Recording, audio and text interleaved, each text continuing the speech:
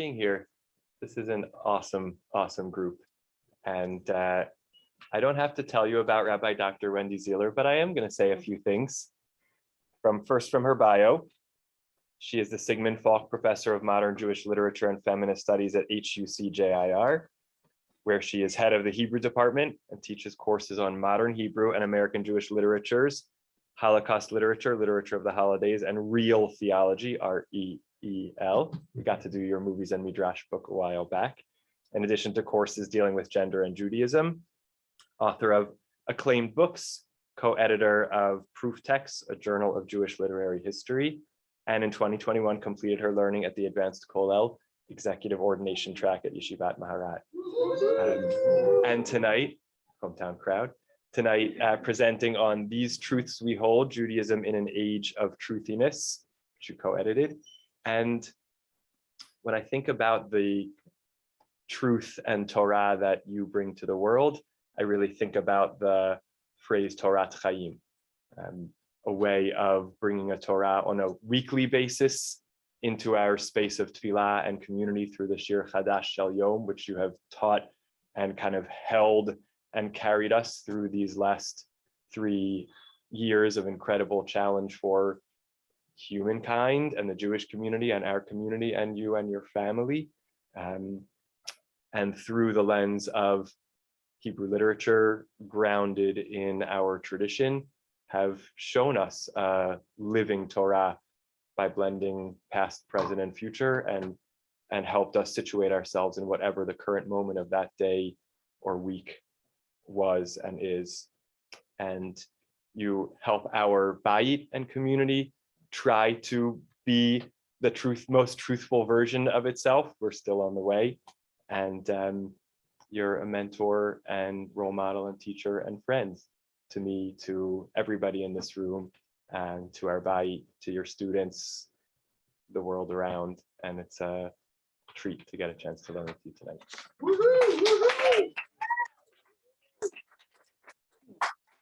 Hi, everybody. Thank you so much on this day of deluge that you came out. I so appreciate being with all of you and celebrating the book, sharing the ideas of the book that are extremely, I think, urgently needed. I know that sounds kind of a little vaunted, but we are living through a protracted truth crisis in our culture, and the impetus for this book was not just the typical academic, splendidly isolated in concern or endeavor. It was really to engage an issue of deep urgency in our culture. So I hope that I'm going to share some background about how the book happened. I'm going to share the framing ideas, tell you something of its contents. We'll get to watch some video clips as much as we can handle on this evening. I have books to be able to share and sell to you all at a really good discount. So that's the really Jewish part of this evening. Okay, so this is a talk about truth, but really to spell it out, like not to bury the lead, to lead with the lead. It's really a talk about truth and goodness. It's a project that I ran from 2016. That's when it originated, with a colleague of mine at HUC named Josh Garraway.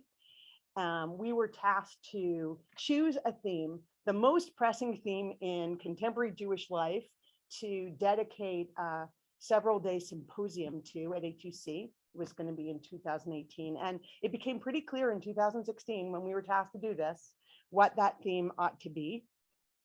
The problem originated, or the issue, the concern originated with what we perceive to be the truth crisis in the aftermath of the election of Donald J. Trump. But it would be a mistruth to say that the problem of truth originated in 2016.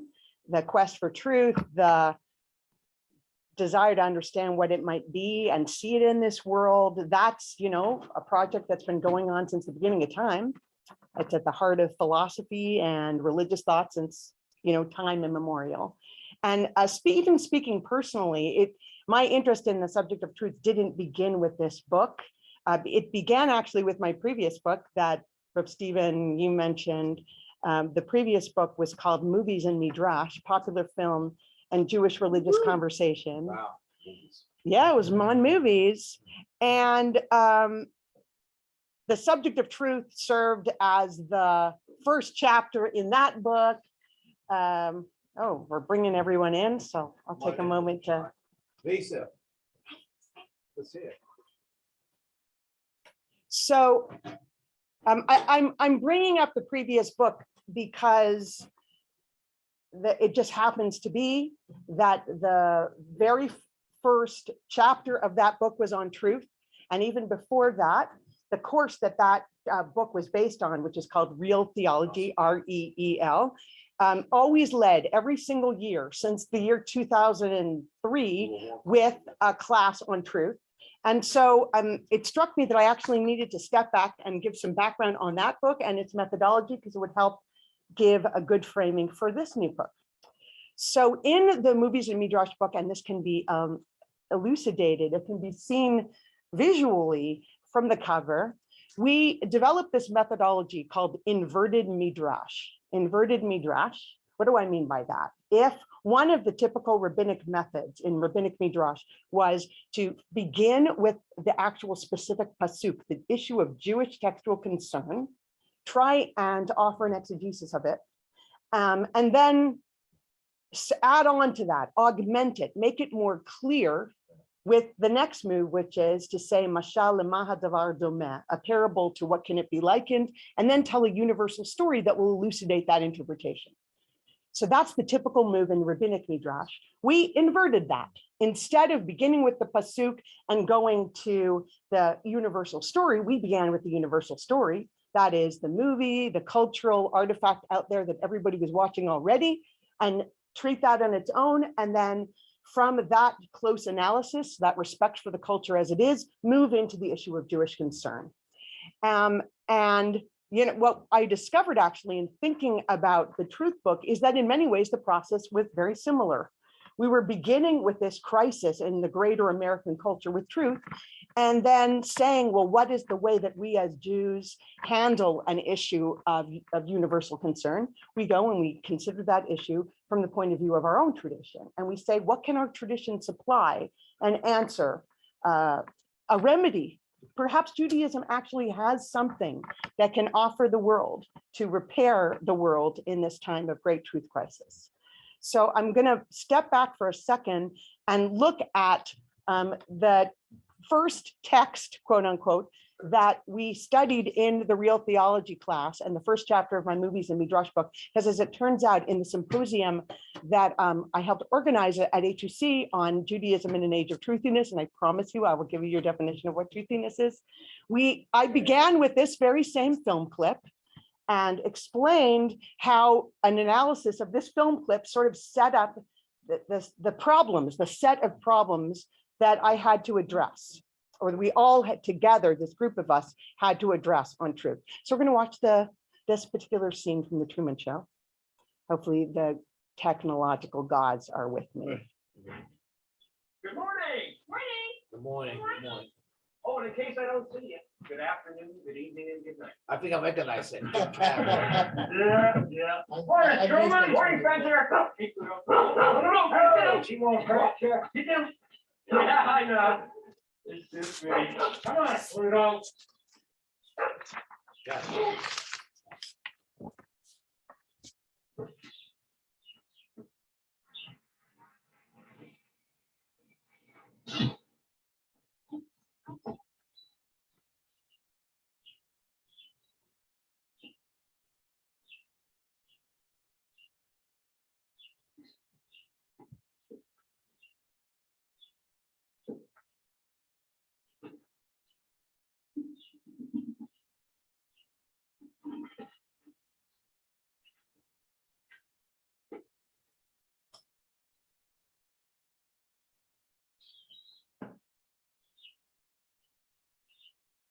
Okay, so what is happening here in this clip?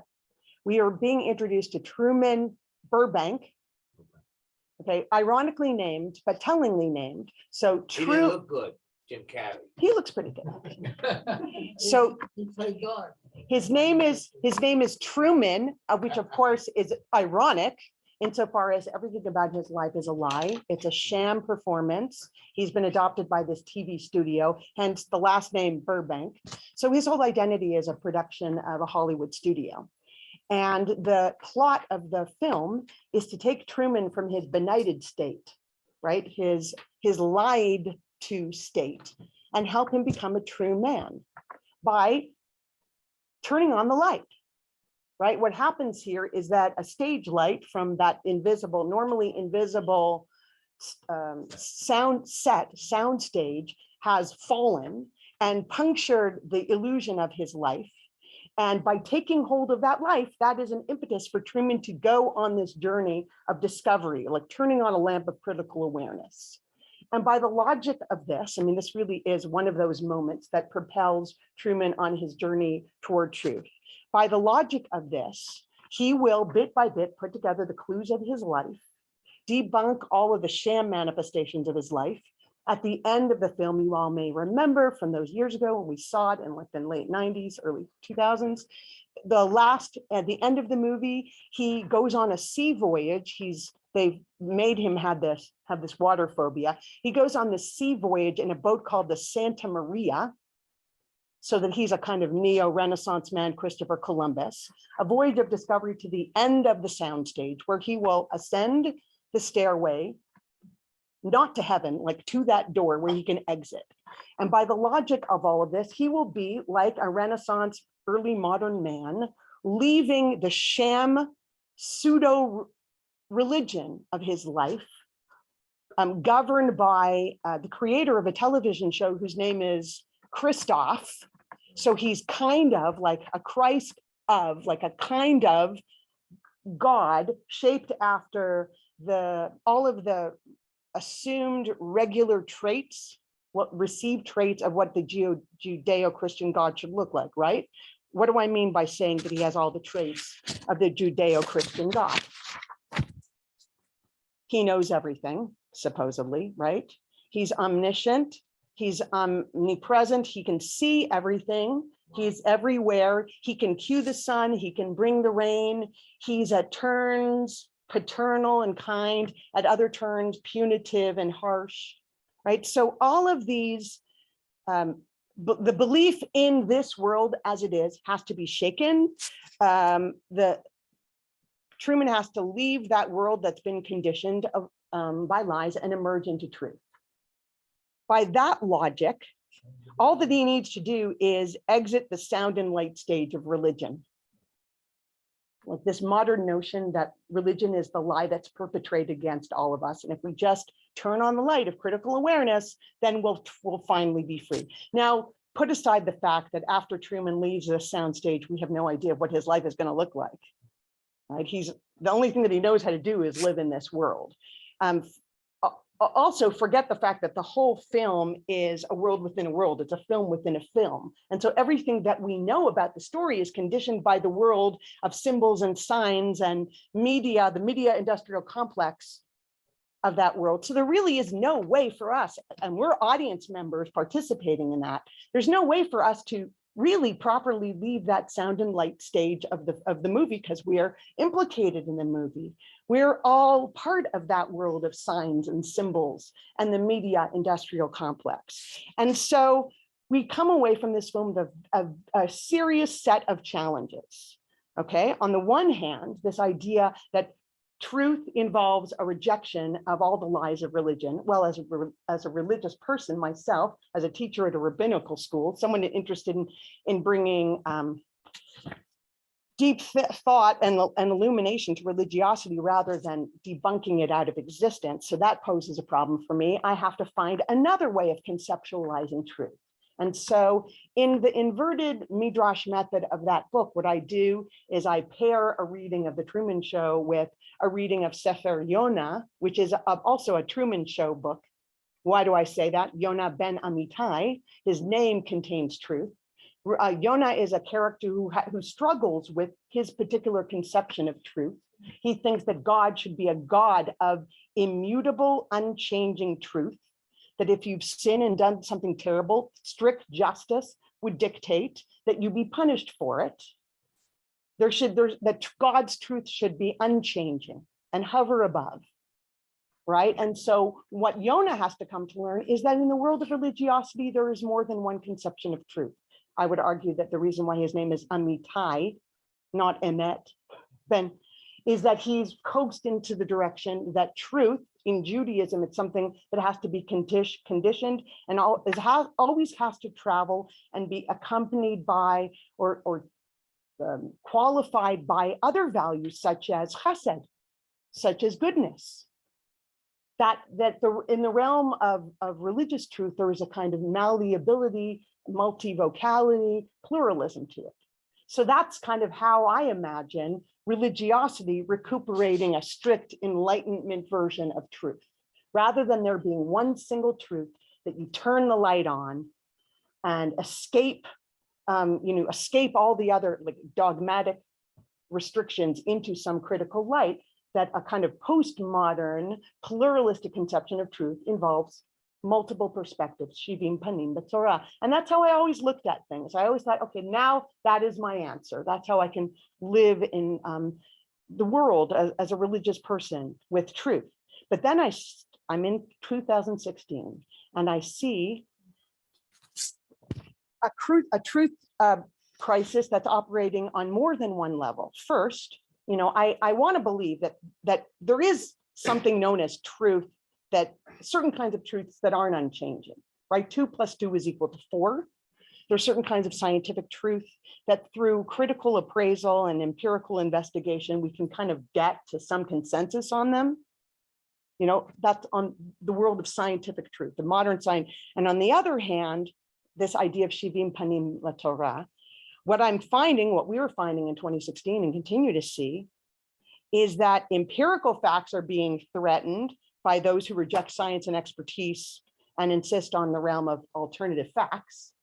And on the other hand, that pluralism, multivocality, shivim panim laTorah, is giving rise to a kind of self-serving relativism where like, that's my truth, impervious to any kind of suggestion and impossibility for people to really see one another's perspective from a pluralistic point of view.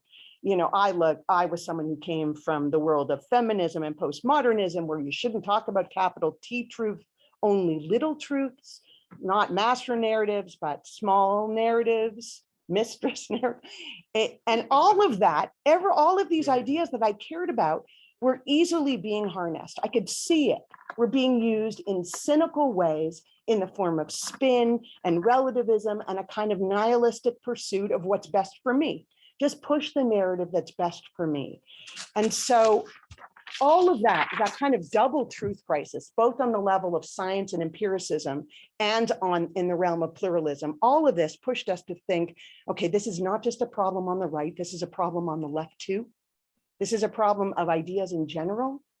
And what can we do about this? Now, of course, like we're these nerdy Jewish academics, we think that the world depends on our ideas. We really do.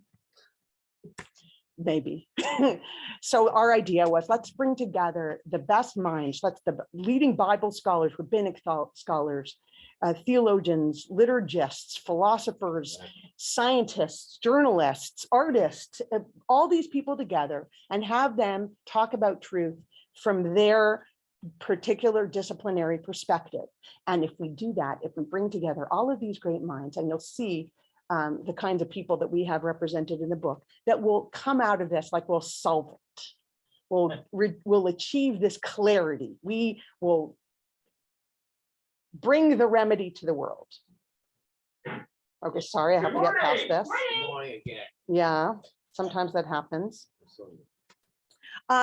So we convene this symposium. We call it These Truths We Hold. You got something, Wendy, super cool there. Yeah, exactly. We're going to talk about that in a second.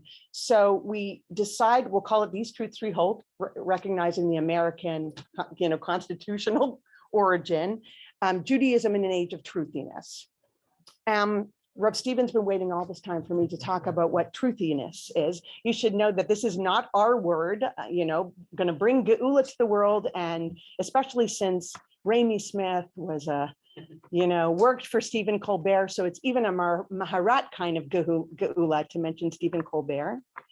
So years ago, Stephen Colbert, when he was still doing the Colbert Report, pronounced rapport, he had this recurring segment called The Word, where he would introduce an important word.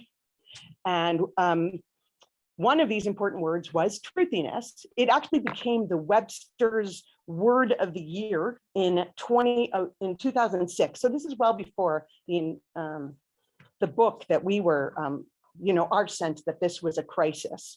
So there's a sense that there was truthiness in the air. It goes back. And it was a way for him to refer to what he saw as the immoral, indefensible weakening of truth during the George W. Bush presidency, a reduction of truth to something that you want to be true. Like, if I want it to be true, then it's true. If I want to say that the Panama Canal was built in a particular year and it wasn't built that year, but I want it to be true, then that's true. And he called that truthiness. We can see a contemporary analog to that in what we saw last week, the week before, in the case concerning Dominion voting systems and Fox, where what they saw is that their audience didn't like the fact that Fox had called the election for Biden. They wanted to hear that there was fraud, and so that's what they gave them. They wanted to know for that to be true, and so they, in the name of truthiness, gave them what they wanted. And we too felt that we were in this realm of truthiness, where people were wanting to believe things to be true, and as a result, sticking to that, sticking to those guns, and impervious to suggestion that there was another way of looking at things, and perhaps we could come up with some way of cracking the code, breaking down the barrier. So this is what we found out. I'm going to tell you the thesis at the beginning, and then I'll show you many different examples of how that expressed itself. What we discovered, to our surprise, to our perhaps chagrin, but I've learned to not look at it as chagrin. I've learned to understand how important it is to know this. What we learned is that emet, the Hebrew word for truth, is not the first or highest value in Jewish sources. I'm going to say this again. Emet is not the most important thing in Judaism. It's not, it is a value. Wow. It is a value, but it is not the first or highest value.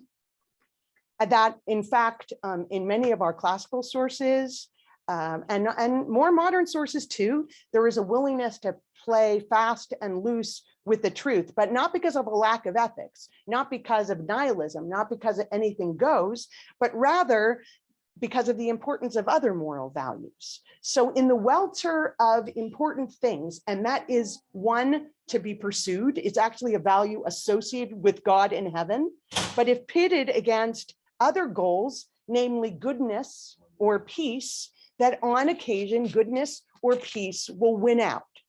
And I would like to suggest at the end of the day that knowledge, the knowledge that truth has to travel the world in companionship with chesed and with shalom, rather than it setting up a kind of nihilism that we all have to despair over, that it actually can help guide us so that we know that the truths that we are pursuing, that they might actually also be redounding for the good and not just for self-interest.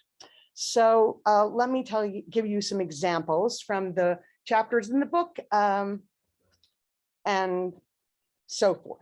Hey, I think I recognize me. There's a name. Because you see the name Mark, that's right. The first contributor, the first chapter in the book is by a Bible scholar whose name is Mark Brettler. He's one of the leading Bible scholars in America today. I guess who's coming to Radio City? Barry Mount. Oh, that's fantastic, That's it. Mark. So Mark Brettler wrote a chapter for us called The Truthiness of Scripture. And he asks a provocative question. He asks, based on certain discrepancies between different books in the Bible, whether parts of the Bible lie about one another, about other parts. So let me explain what I mean. He looks, for example, at Sefer Dvarim and the fundamental changes that we're all aware of, the fundamental changes of law, of tenets from Sefer Shmot, the ways in which they are outright added to or subtracted from, in some cases overturned in later laws in Deuteronomy. For example, Shmot Kaf Aleph instructs the owner of a Hebrew slave when setting that slave free after 6 years that that slave can go free without any payment at all. And in contrast, Deuteronomy 15:12 says that the slave should not be sent away empty-handed, but actually needs to be given money so the slave won't be destitute. Why? Because you were slaves in Egypt and the Lord your God redeemed you. Now, Deuteronomy, Dvarim, sets itself up as a supposed recap of all the previous commandments. I mean, these are questions, by the way, that are broached in all of the classical Mefarshim. He's not inventing that awareness of the discrepancy. I remember helping our kids with their homework about Sefer Dvarim and SAR, and they were all trying to answer the same sorts of questions. What he's asking is, in setting itself up as a supposed recap, like a transcription, a recording of the previous text, but being so different in so many different ways. Is Dvarim lying about the original source? Or is it offering a needed update? In that case, mentioning the case of the slave that's set free, clearly that change redounds to the goodness of the later source, makes it closer to being the kind of righteousness, the kind of emet that we want it to be. So what is the relationship that's being suggested between these biblical sources in terms of the relationship between goodness and truth? That's one example. Another example, and these are famous examples, well known in the world of Parshanut as well as in biblical scholarship, the discrepancies between the accounts of the Davidic and Solomonic reigns in Sefer Shmuel and in Melachim, as opposed to the accounts that are given in the book of Chronicles.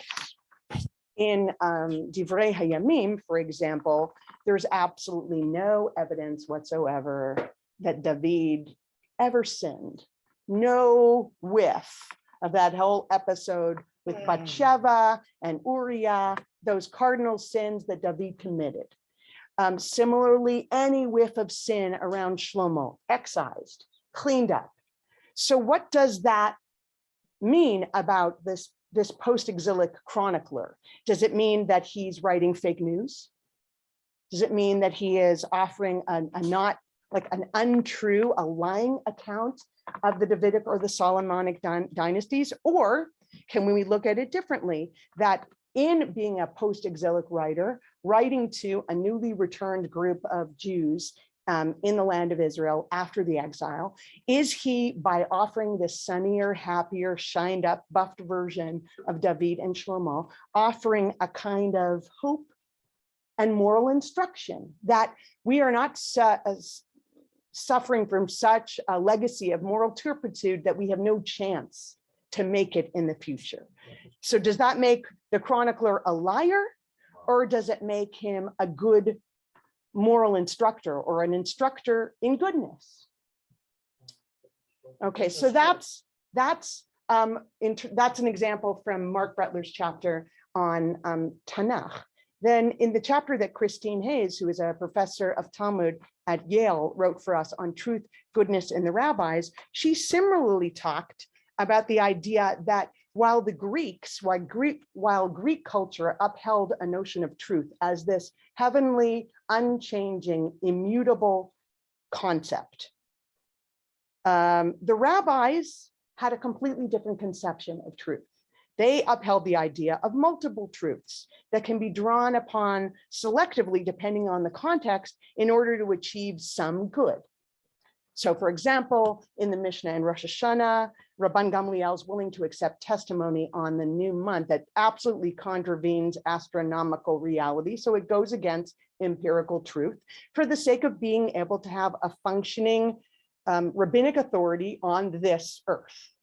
Or In Masechet Nida, here I'm looking at my teacher, a woman comes to Rabbi Akiva with a bloodstain of unknown origin, and Rabbi Akiva shows this astounding willingness as reflected by the stunned reaction of his disciples, like, what are you talking about? To ignore the most reasonable explanation for the bloodstain and hang it on a different explanation, rather, ignore menstruation, but suggest that it could be from some other origin in order to achieve another good, to make it possible for the woman to have relations with her husband and therefore to achieve the value of marital intimacy and shalom bayit.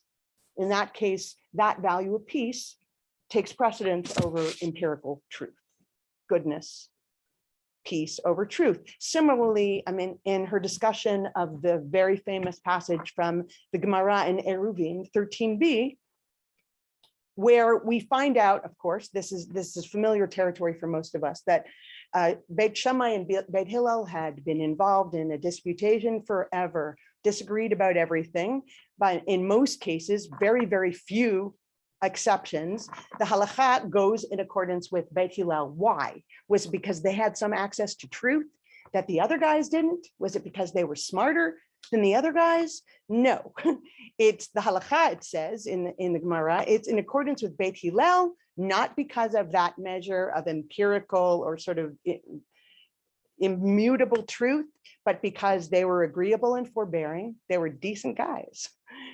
At least that's the way they're represented in the Gemara. They showed a restraint when they were insulted, when they were affronted. And when they taught the halakha, they made a point of always expressing their the opinions of Beit Shammai before their own. So that these criteria of goodness, of kindness, of decency, of politeness are elevated in such a way that they become enshrined as juridical norms. Some other examples that you can look forward to reading in the book if you should pick it up. We have an article by Benjamin Sommer, who's a Bible scholar at JTS, on a notion of revelation as a kind of participatory theology, that these various strands that Mark Brettler talked about, they can be understood as a kind of ongoing collective project where everyone is, rather than the Torah being a stenographic representation, like a dictation of what God said to us, that it is a kind of aggregated participatory project of getting as close as possible to what it is that God wants of us, and that project continues to this day. Rachel Adler, who is a professor at HUC, a very important feminist theologian, makes a similar point in her article about the ways in which we are engaged in a lifelong chavrutza with the Torah. There are essays on the truth in liturgy, considering what it is, like what is the standard of truth that we bring when we daven? What kinds of truth can we imagine in our minds beyond strictly a literal sense of truth? There's a wonderful essay by the former president of HUC, David Ellenson, on the halachic responsa of Rav Chaim David Halevi, who was the former Sephardic chief rabbi of Tel Aviv, who was asked on a number of different occasions to weigh in on some truth quandaries. There was a case about a bunch of kids cheating on exams. There was also a case of a teacher lying to her students and telling them that they're going to have certain tests, but then those tests really didn't exist, as a way of trying to prod the students to study. And Rav Chaim David Halevi took a very strong stance against cheating and lying in those cases. But on the other hand, even as he said, listen, this is intolerable, there's no explanation that could justify cheating as a student or lying to your students. Nevertheless, again, the values of goodness or peace might on occasion override the other's values of truth. But only, he says, only when one has the purest and most altruistic of motives. I want you to think for a second about that word altruistic, because we're going to come back to it. I know David's concerned about when one's allowed to lie. Okay. Only when one has the most altruistic of motives, and only when one can be reasonably assured that positive, healthy outcomes can be achieved. So not just a flyer, a very, very considered circumstance. I'll say I'm not going to be able to cover every single article in the book, but I wanted to mention one more specifically because we're coming out of this just earth-changing, paradigm-shifting experience of COVID. As we were editing the book, COVID didn't start until 2020. We started working on this project in 2016. So suddenly this new pressing issue around science and truth. We had always had that as part of the symposium, but suddenly the issue of science and truth had come to a head in a very, very new way for many of us. So the essay by Jeffrey Middleman is a very important piece of the book. Jeff Middleman is a Reform rabbi who founded an organization called Sinai and Synapses. So it's an organization that's dedicated to joint examinations of science and Judaism. And he does this twin examination of truth in Judaism and in science. And he notes that both in Judaism and in science, truth is this slow moving process. It's a work in progress. It's a process that's undertaken both for halachists and for scientists, of a process that's undertaken with a great deal of humility, of progressively trying to get it less wrong. When you speak to scientists, they don't walk around saying, I got the truth, I know. In other words, I am working ever carefully to getting it less wrong. And I am open to new information that's going to shift my sense of truth. But I have to develop that critical capacity to know what is the kind of new datum or information that I ought to shift my conception for, right? And not get taken in by information that's willfully distorted or deceptive.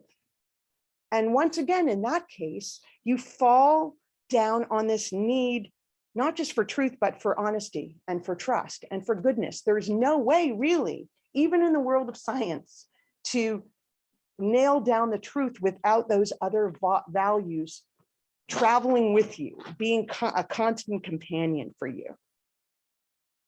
So with this in mind, I would like to go to the pop quiz section of our talk and ask you if you need to hazard a guess where you think the word emet makes its first appearance in the Bible, where do you think it would be? And I will tell you that in asking this question, this whole idea of learning from the first time something appears in the Bible, this too is not my invention. I'm thinking as I present this question to you to the great author Meir Shalev, who died last week in Israel, who was a novelist, but also a Tanakh enthusiast and wrote 2 books about Tanakh, including this book called Reshit, Beginnings, which includes a series of essays that are all about biblical firsts. The first dream in the Bible, the first tears in the Bible, the first laughter in the Bible. Now, it turns out he doesn't have a chapter on the first truth in the Bible, so that gets to be our addendum. But this is the Ilui Nishmato Shel Meir Shalev. So where do we think the word emet makes its first appearance in the Bible? Second Bible? In the Bible, where do we think the word emet, truth, first appears in the Bible?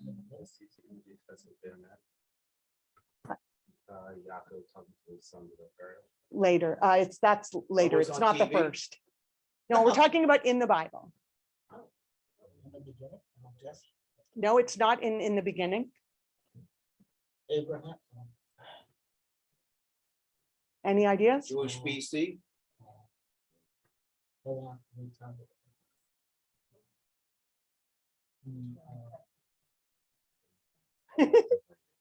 You can do.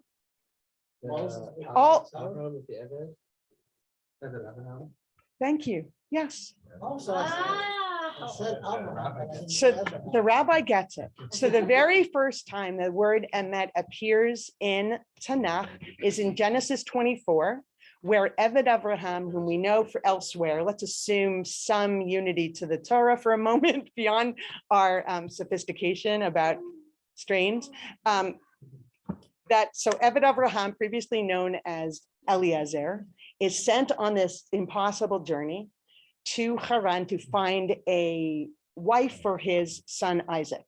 Now, impossible because he's given pretty much no information about what to do. He basically says, bring back a girl who'll be willing to come. Wendy, that's the name of the group. Genesis. That is the name of the group. You're right, Mark. So Eliezer is sent on this. Eliezer is sent on this seemingly impossible journey. And he sets up a whole, he needs some direction about how to do this. So he sets a number of conditions, tells God, like, the girl who does this and this and this, that'll be the one, and I'll know.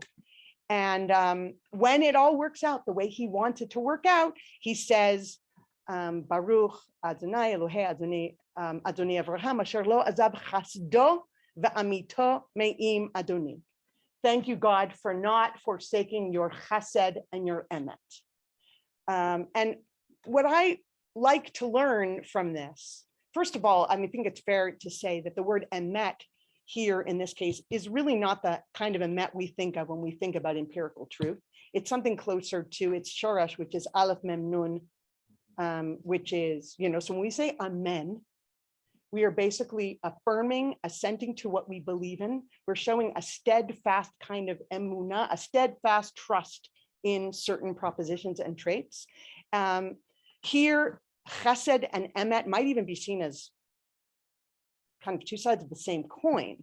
But let's allow me a kind of midrashic license to say that, as in the case of Yonah, who doesn't like the idea that God could have chesed, wants to insist that that God only be a figure, like a Greek almost figure of hovering, truth hovering above all.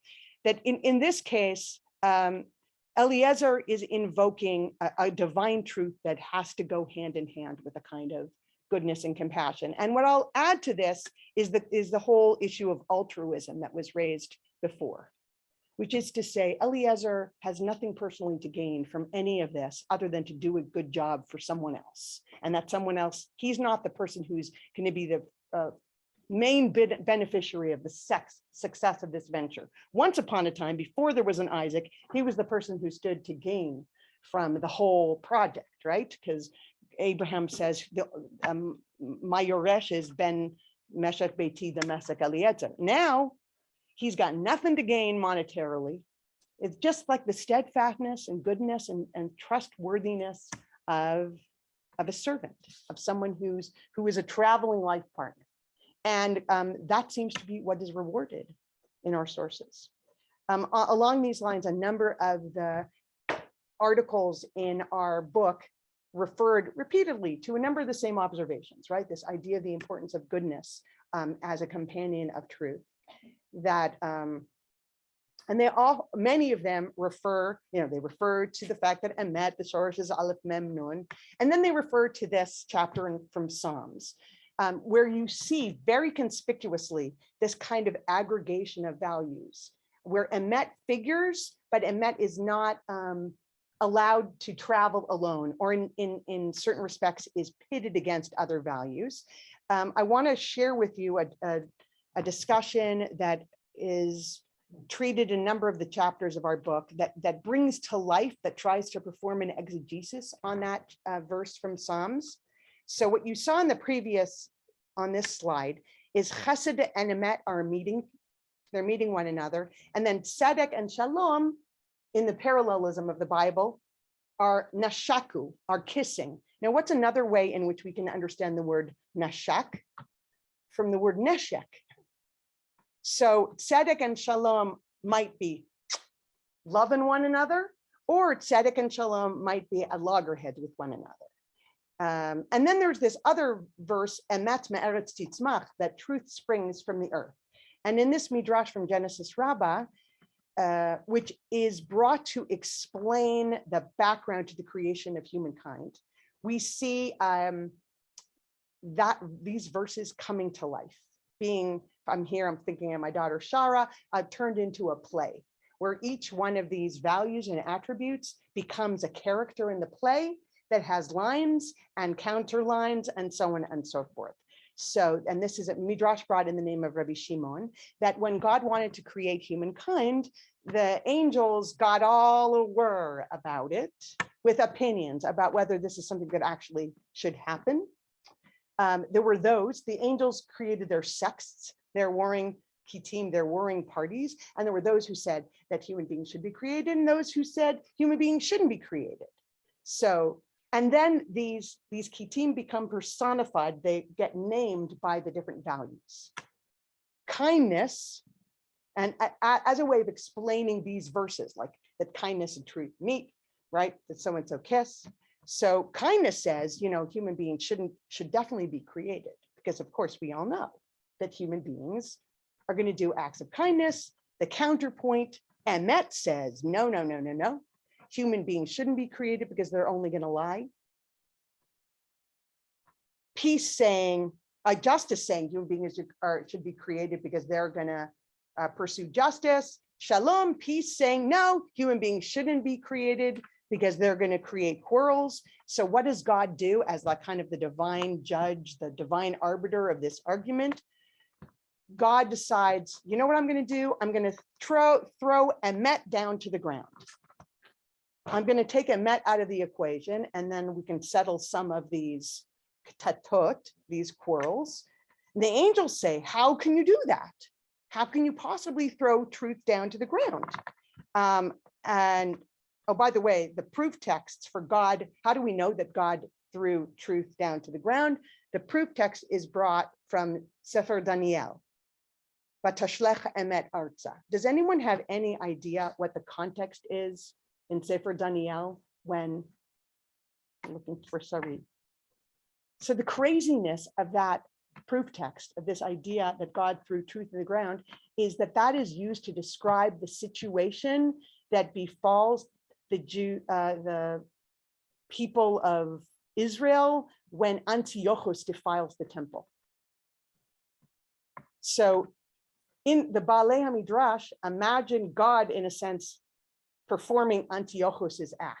So this is a way in which the rabbis level a kind of protest that God could actually let Antiochus defile the temple. But it's also leveling a larger protest about how it is that God could allow truth to be such a polluted concept. That truth, instead of it being this unchanging, hovering thing that it is never impressed upon or compromised by the world, that it actually is all the time compromised and conditioned by the world. So the angels say, how could you do this? Truth is your altirsia, that it's your seal, it's your taxos, it's your taxonomy, it's the thing that characterizes you. And God says, no, no, no, no, this is my plan. As it says in Tehillim, emet me'eretz titzmach, that emet is something by God, by divine design, has to be something that grows from the upward from the ground. It gestures towards heaven because it's in the nature of things that grow to go upward, but that it has to be involved in the muck and the mire of this world. How are we doing time-wise? Okay. All right. Good. So we've got a little bit of time. Right. So that's everything that everybody else wrote.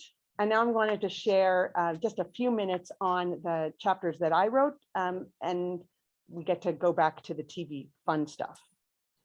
So in my chapter for the book, and the section that I was able to work most closely on in the symposium, I was interested in looking at the ways in which comedy and satire play a role in outing truth, the way in which laughter pushes the hidden things out and gets people, surfaces things that perhaps people aren't willing to share and be truthful about.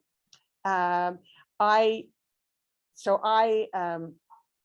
looked first at satirical truth in our tradition, looking at the ways in which biblical sources, I mean, we don't tend to think about the Bible as funny, haha, and yet there are satirical sections in the Bible where the biblical authors could choose to represent things differently.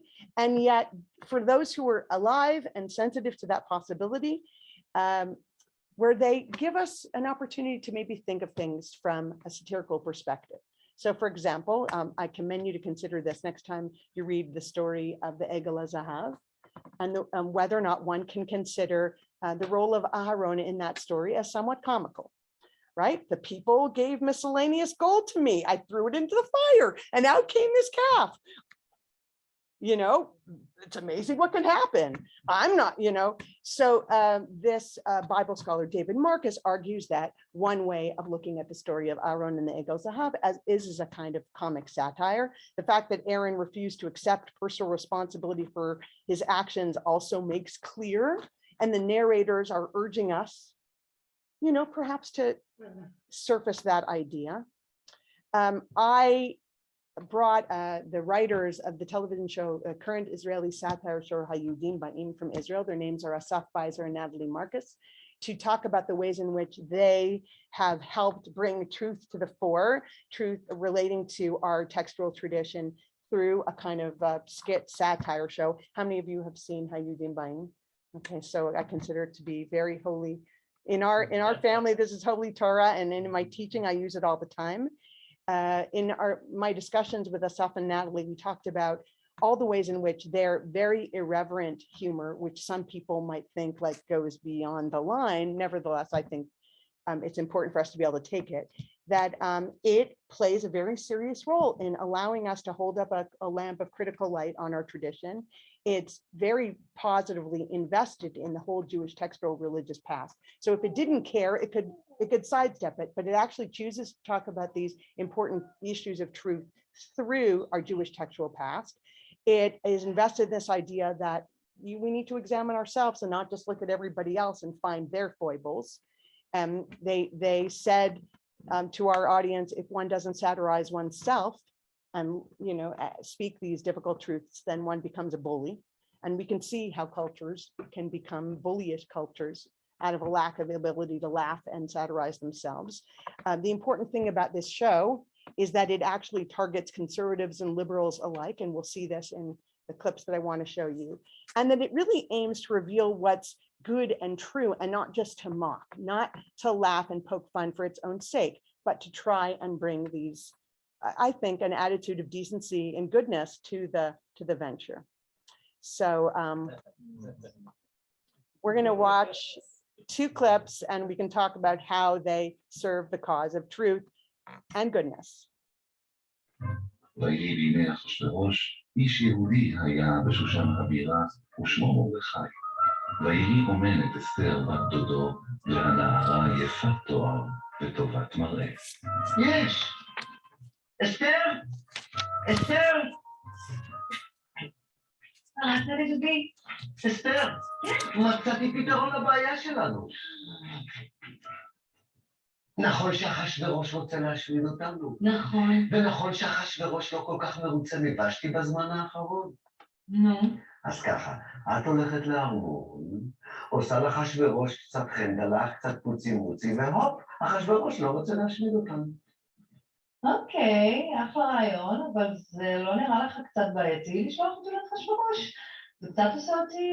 קצת מה? זונה? איך זונה? כאילו שלא תחשוב, זה רעיון טוב, אבל זה קצת מוציא אותי, אתה יודע, זונה. איך זונה? טוב, אולי לא הבנתי. אתה רוצה שאני אהיה אחשוורוש? כן. וקצת פוצי מוצי? להציל את העם. נו, אז זה כמו זונה. לא, זה לא כמו זונה. זה לא כמו זונה, זה זונה. זה לא זונה. זה כן זונה. זה לא זונה. זה כן זונה. איך זה זונה? איך זה לא זונה? אתה שולח אותי להיות עם גבר זר? כן. לך יוצא מזה משהו? בוודאי, אני מציל את עצמי ממוות. נו, אז זונה. רגע אחד, אסתר. זונה. אסתר. זונה. אסתר. אתה רוצה שאני אהיה זונה? לא זונה. זה זונה? אני יכול להגיד מילה? המילה הזאת זה זונה? לא. אז לא. אסתר, תביני טוב טוב, אם התוכנית שלנו תצליח, העם שלנו יכיר לך תודה, יכתבו עלייך שירים, יכניסו אותך לתנ"ך. וואלה יופי, דוד המלך, ירמיהו הנביא ואסתר הזונה, אחלה. לא זונה, מלכה. מלכה של זונות. לא זונה, תפו חס וחלילה זונה, את תהיי המושיעה של העם שלנו, הסיפור שלך יחיה לנצח, יהיה חג על שמך. חג של שמחה, וילדות קטנות יחכו כל השנה לחג הזה, כדי להתחפש לאסתר. אז הם התחדשו לזונות? רק בתיכון.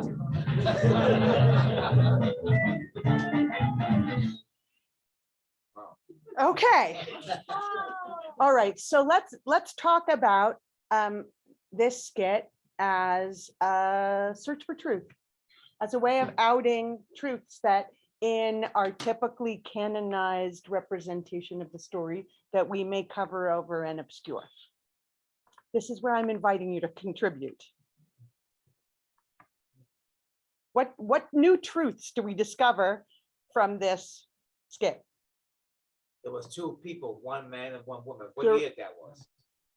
I think it's possibly the way that they label women. She could be a heroine, or she could be, according to that label. Mhm. Yes, that's. Yeah. Send the woman in to be the wife, and that'll just solve everyone's problem. Like that's. Mhm. Clearly, Captain Mark, I both have the same plan, except that you won't call it what it is, and she calls it what it is. But it's not as if what she's saying is contradicting. She's not contradicting her in terms of what we're going to do. We just prefer that she not me. Okay, so she's insisting that that there be a correspondence between a word and the action and the word, that we label things, that there should be some truthfulness in and morality and ethic in the way we use language. That's part of it. Rabbi, you had something? You can come on this side now, there's room.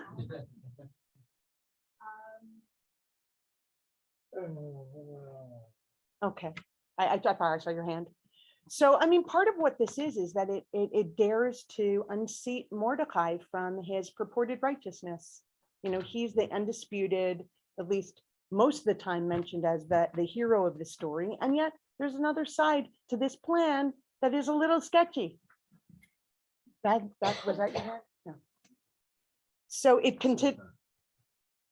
Yeah, sorry. Oh, I was just going to say also that the gender is really important because it's a critique on the Bible in general, and that it sort of encapsulates for the most part a truth that is masculine, and that when you flip some sort of narrative, get a different truth that can be spoken by different kinds of people. Absolutely. So it finally shows Esther's point of view. I mean, the great irony of Megillat Esther is that it's called Megillat Esther, and that we never get a chance to hear what she might think about any of these things, except for that moment where she's in chapter 4, where she's resisting being sent. Sorry, yeah. It's like Abraham telling Sarah, well, it'll be better for me. You go to the palace and then we'll let me live. It's that conversation just. Right. So that there are different truths that come from different points of view. Okay. Now, so it definitely levels a critique against a certain kind of patriarchal setting up of gender. But it also pokes fun at the end at the way in which general secular culture sexualizes young girls. And that's the punch that comes at the very end.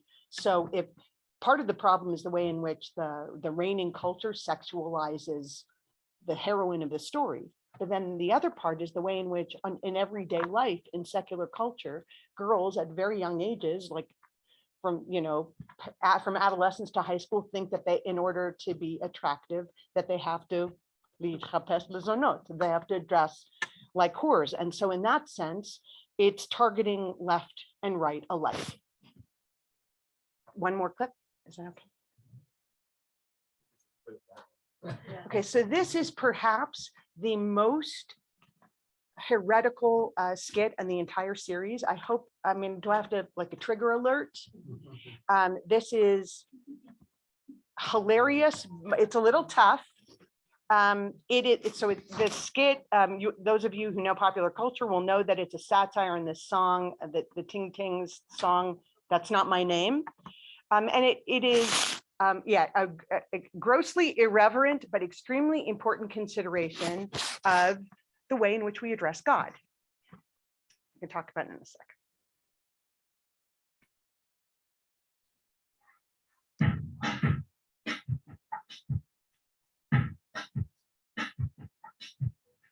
האותיות שהפכו לגילוי במקום לומר אותן הם הפכו לכיווי אדון עולם רחום ונשמן יש, לעניין הזה שינה רוח הקודש. הם לקחו נורא קשה, שטות שאמר פעם על ההר למשה, לא תישא אש ולשווא, אבל אל תתנהג כאילו אין לי שם קוראים לי קוראים לי שמעיה, וגם שדי, ואלוהים, זה לא השם,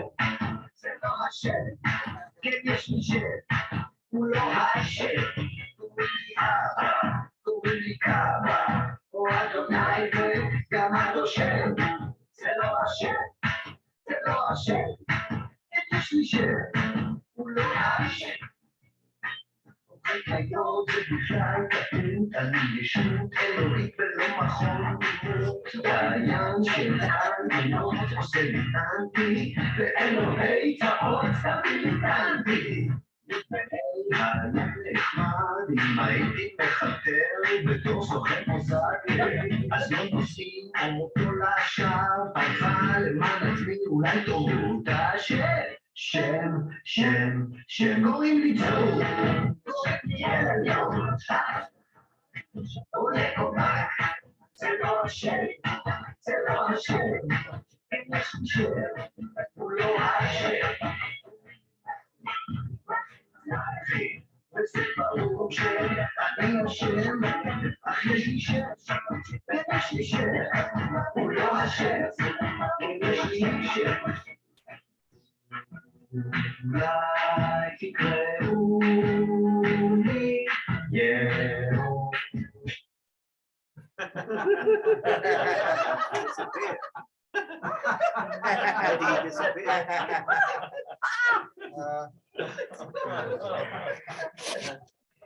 Okay, so getting back to, this idea of emet being this realm of the divine and the way in which language covers over truth, obscures truth.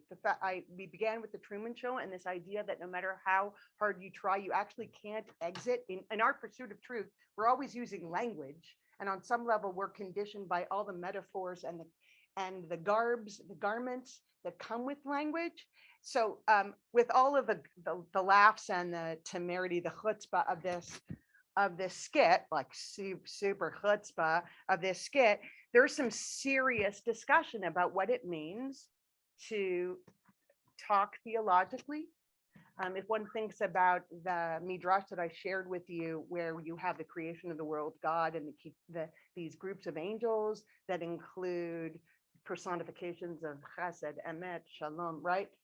You can imagine the various actors around the would-be God guy, who's the actor Moni Monashav, who, by the way, is a god in Israeli culture. That's part of the joke, and everyone in Israel knows how, like Morgan Freeman is in American culture, that's Moni Monashav in Israeli culture. So they're like the angels surrounding God. He's a famous actor. He's a famous actor. So what does it mean? These secular Israelis in their Beit Midrash of a writer's room were asking themselves about what does it mean to address God directly and truthfully and not via a metaphor? What does it mean if you take seriously the idea of a relationship with God? You should be able to talk to God by God's name. So how did you experience it? Like, how was the skit speaking to you, or speaking a truth to you, or assailing your truth? David? It was good. I cannot help but to share my second favorite shadal, which says that the name of Hashem is a combination of yes, of yeah, that's right, and oi. Oy. And that fundamentally, that recognition of both the best of everything is from God and that the worst of everything is from God is in the name. And is core to what God is and who God is and how we have a relationship with God. And the fact that we can't name that is also part of the problem. I mean, that's actually a very difficult thing for us to deal with. And it's so much easier if we don't actually think about how the best of everything and really the worst of everything is all from God. Mm. And that's what. So that would be like so we're escaping that truth Correct. to a kind of easier Correct, image of God. exactly. This isn't central to your point, but it is a reflection on something. Like I think there's a distinction between his irritation at all the nicknames versus Hashem. Like the nicknames are all attempts to get at something that feels real and true, and I think that's like worth preserving. And the whatever the Hashem thing is, it's also something that humans create out of some kind of meaning. But I like the critique of that better than the sort of like just sort of differentiate between those two things.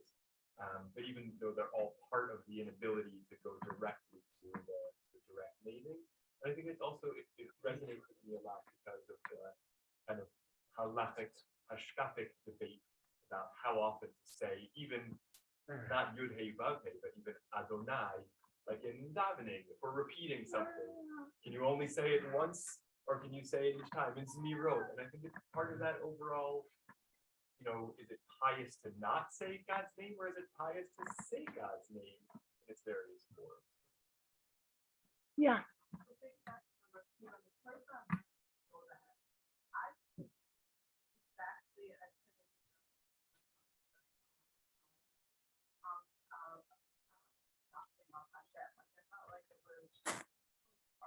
Whole, attempt to say we're just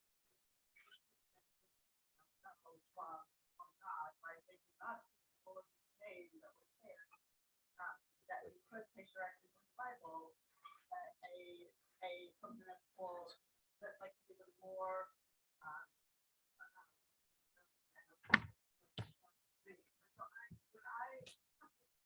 I just thought that it was like this clever song.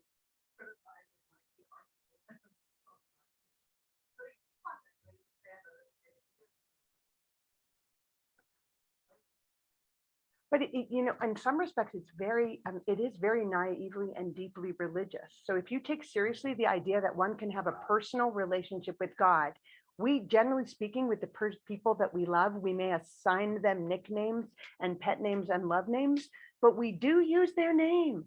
We address people and establish a relationship of, that is based on a recognizing of an identity, and that God should be the center point of our lives, and yet so obscure to us in the kinds of language that we use. So and add to it the way in which God's name is marshaled and taken up and used in Israeli politics, or used in politics in general. So God's name is being taken in vain and misconstrued and, dare I say, bastardized in so many different ways. And so it's a skit that comes not to mock the name of God, but to save it from misuse and abuse, and to plead the cause of truthfulness and sincerity in one's engagement with the idea of truth. It's clear in the way I'm trying to conceptualize this, humor is not a vice, it's a virtue, right? It's a way of outing truth and correcting us and humbling us so that we pursue the values that we consider important. So just to offer a summary once again of our findings. Yeah. Just in the same way that I think you raised the last kind of point. Oh, sorry. Previous, also, I feel like the end of this. Sorry. The end of this skit, in which God attempts to vocalize God's own name. Oh yes, it's important. Is the ultimate paradoxical challenge to me that is there a God, or is God even a farcical cover of nothing or something like that last piece? I think. Yes, I'm glad that you brought us back to so that's yes. I think it's a way of everyone individualizing and trying to make their own relationship with God, their own way. So that's what they got all these choices, so they can choose what's most comfortable for them. It's kind of like a free will kind of thing, Yeah, that could be. Well, democracy, that could be- So, but what Reb Stephen was suggesting, it's really important is, here he tries to get real and real true and speak his own name. And in the process of speaking his own name is vaporized as though the world cannot tolerate the getting real around God. Now, part of this is part of the history, the legacy of magical thinking around names of God and Kabbalistic thinking. But also part of it is this somewhat cynical notion that there is no way to strip away the layers of representation. Once one does that, it's though there's no there. Or it's beyond, if I want to offer a less cynical, it's beyond our human apprehension that we would be able to. It's free will, and God gives us to. Okay, so I'm just going to summarize. Video. Thank you, Mark. 5 minutes. Yes, yeah. So just to summarize, because I'm aware of the lateness of the hour. So in terms of our sense of Jewish truth in an age of truthiness, we did not find that Judaism had a truth. We don't want to believe that Judaism has an overarching truthiness to it. It's not that we want to believe things cynically. We want to believe things just because we want to believe them. Rather, we, on the one hand, positive set of certainties that are verifiable. We don't trumpet certainties just based on emotion. If we're going to offer something that seems to be counter to the empirical truth, we're honest about that actually. And we say it's because we hope to achieve another value, right? We believe that there is a realm of truth, that's God's al-tirsia, that's God's seal, that's the heavenly realm, but human beings may have some difficulty sometimes ascertaining it. And perhaps that's another way of understanding that moment of God uttering God's name. That's in that realm that we can't quite speak or ascertain. And so therefore we sometimes have to be content with getting as close as we can, knowing that we're progressively getting less wrong about things. And sometimes other virtues or notions of good will override the strict implementation of truth. Now, so what we come out with is this idea of emet needing to be yoked with chesed and with goodness. And you may say, well, goodness, that's a squishy idea too. How am I supposed to know what's good? One person's good is another person's evil. And I want to suggest, going back to the case of the first instance of the word truth appearing in the story of Eved Avraham, that one way to identify goodness is to ask yourself, well, in the pursuit of this particular good, am I the only one who stands to gain? Right? If that truth or that proposition of what is good is something that's going to redound to my benefit, to the benefit of my tribe alone, and no one else, then perhaps I might want to scrutinize that and ask myself if that really is a notion of good. And if we are serious about that kind of smell test, that virtue test around the truth that we yoke with chesed, right? If we ask ourselves when we're positing a truth, what good it serves, and whether the good that it serves is only for the benefit of a discrete group, namely us. If it's only the state of Israel or a particular set, a notion of what will benefit the state of Israel, does that make it good? And maybe in that sense, that's the one major remedy that we can offer our lie-ridden culture. It might very well be that we're not so much suffering from a truth crisis, but a crisis of goodness. And then if we can just clarify that and be a beacon in that area, then we might have something to offer the culture at large. Yeah, I'm going to stop here. And if anybody wants to ask me a question about what this slide is, I'm happy to answer it, but I'm realizing that it's getting late and it's a rainy day, rainy night. Anyone have any questions? Yeah, hi, Stephen. Thank you for coming. Hi, you. In terms of the actually, first example, dealing with the realm of the drush, all this is really fascinating. And, the whole thing is fascinating. Very important reading the book. But when you begin with the biblical text, you run up against the concept of revelation. Yes. At which point, when you try to make the truth so elastic, the whole thing loses credibility. In other words, the author clearly, no matter when it was written or when it was written, he had an intended meaning. If that meaning rings false to you, and you then try to say, well, there's different models of truth, the whole thing falls apart very quickly. It's trying to rest your faith on a very doubtful point. Even the Brettler article, again, I would love to read it. But You can. this whole idea that David will be whitewashed into a person without sin whatsoever, if you take that as a statement of truth, as opposed to a statement of apologetics, you take a statement of truth, you're not believing David at all.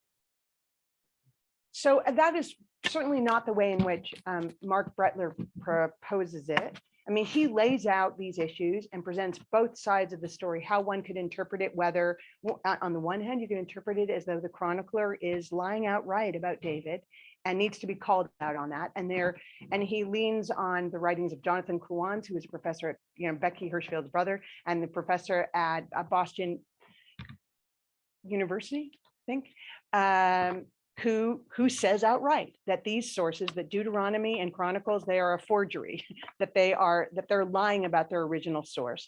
And then he turns to, on the other hand, to Hindi Naiman's writings about this and talks about different notions of authorship, that authorship in the ancient world is very different from our conceptions, and that that it was a very open and elastic concept. So I'm not sure that elasticity and openness actually turn into this flimsy thing. In certain instances, they're the very thing that enable a text to remain current and relevant.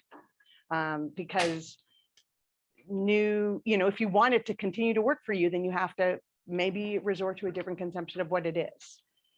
And in terms of Revelation, we have Benjamin Sommer's article on Revelation is part of a pretty well worked out conception of Revelation that doesn't insist, that is compatible with the truths or the propositions of biblical scholarship, of higher criticism. So I'll have you read the article and then we can talk about it.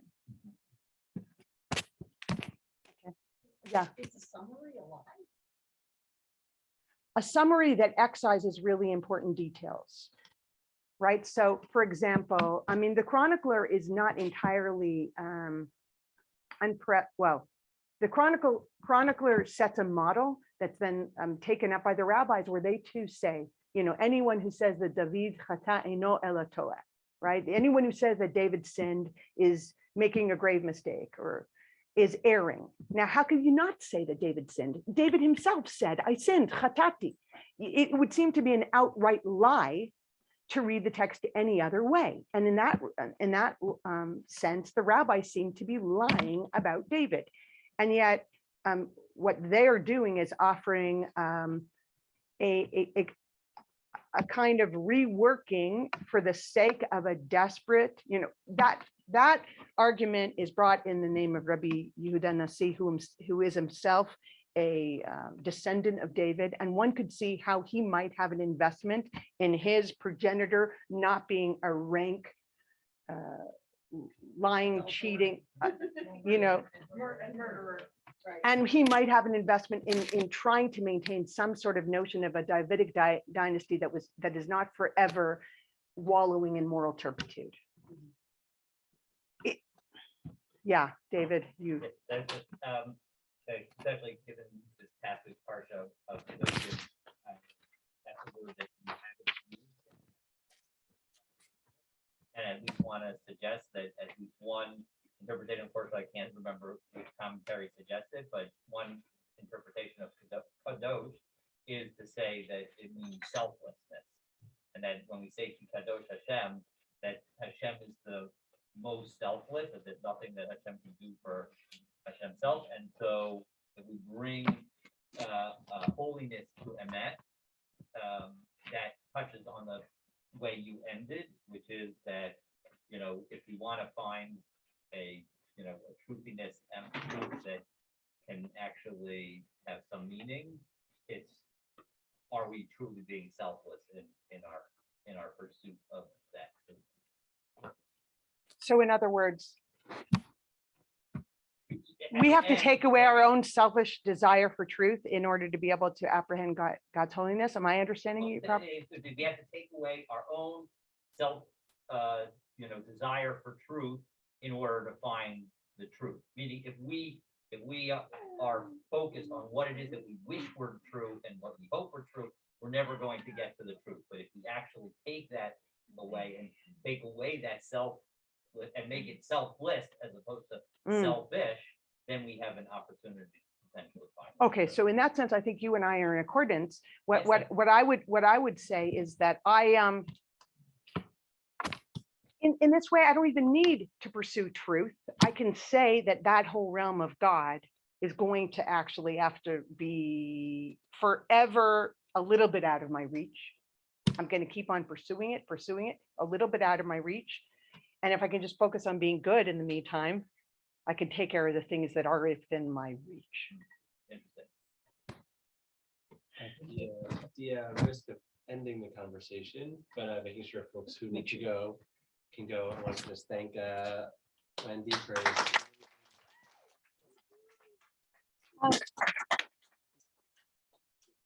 Yeah, so I brought a whole box of books. Anyone who's interested, I was able to get it for a very steep discount. So it's $26 elsewhere, it's 16 here. So this way you can, You can pay cash or Venmo.